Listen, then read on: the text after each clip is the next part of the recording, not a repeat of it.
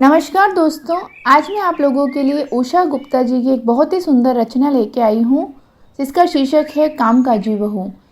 मेरा पारा आज 7वें आसमान पर था। मैंने तय कर लिया था कि अगर आज पूजा मेरी दवाइयाँ लाना भूल गई तो मैं उसे अच्छी खरी खोटी सुनाने वाली हूँ। बोल दूंगी कि तुम्हारे पास समय नहीं है तो मेरे बेटे कुंतल से कह दो, मगर नहीं, सारी जिम्मेदारियाँ तो तुम्हें अपने कंधे पर रह कर घुमाने की आदत है। बड़ी आदर्श बहू बननी फिरती हो। हम आने दो, आज उसे अच्छे से खबर लूंगी मैं मन ही मन उसे कोसे जा रही थी। मेरे अंदर का लावा बाहर आने को बेताब था। मुझे यकीन था कि पिछले 3 दिनों की तरह वह आज भी मेरी दवाइयाँ लाना भूल जाएगी। मैं अपने गुस्से की आग को तेज कर ही रही थी कि डोरबेल बजी। मैंने दरवाज़ा खोला तो दुपट्टे से माथा पोंछती हुई पूजा अंदर आई। आते ही उसे अपना बैग टेबल पर रखा और सीधे जग से पानी गटकते हुए दुपट्टे से अपना मुंह साफ करती हुई स्कूल के कागजों को चेक करने लगी। यह देखकर मेरा पारा 7वें आसमान पर पहुंच गया। एक तो मेरी दवा नहीं लाई, ऊपर से कोई अफसोस भी नहीं जता रही है। कुछ पूछने पर 3 दिनों से रोज बस यही कह रही है, माँ जी सॉरी, आपकी दवा लाना भूल गई।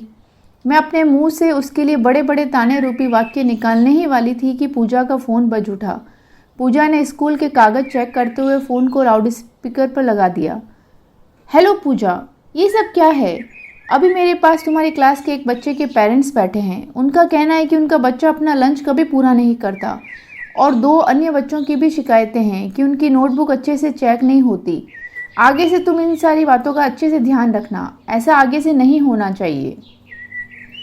पूजा ने बड़ी विनम्रता से अपने प्रिंसिपल की बात सुनी और अपनी गलती स्वीकार कर ली।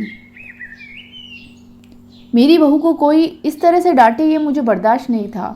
मैं भले ही आसमान सिर पर उठाकर घूमूं, पर कोई और उसे ये फटकारे, मुझे ये पसंद नहीं था।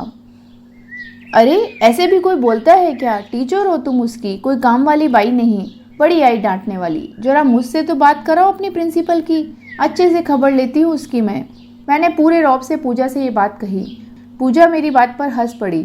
उसने टेबल पर बिखरे कागजों को समेटा और स्कूटी की चाबी लेकर मेरे नाती राहुल को स्कूल से लाने को निकलने लगी। तभी 2 मिनट को वो पीछे मुड़ी और बोली, माँ जी आपकी दवाइयाँ बैग की आगे वाली जेब में हैं, निकाल लीजिएगा।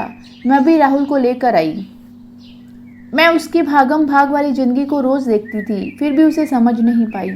कितनी गलत थी मैं। घर से बाहर जाती कामकाजी महिलाएं अपने पल्लू से रोज़ घर की 100 चिंताओं को बांध कर निकलती है। काम से आते वक्त भी बाहर के कई सारे काम उनके दिमाग में होते हैं। पूजा के बैग की आगे वाली जेब से दवाइयाँ बाहर झाँक रही थी और मैं अपने भीतर के गुस्से को डांट रही थी। तो ये थी रचना कामकाजी बहू। उम्मीद है कि आपको ये पसंद आई होगी। कमेंट बॉक्स में मुझे ज़रूर बताइएगा। हमारे चैनल से जुड़े रहिए। मिलते हैं हम किसी नई रचना के साथ में, तब तक अपना ख्याल रखिए। Take care, bye.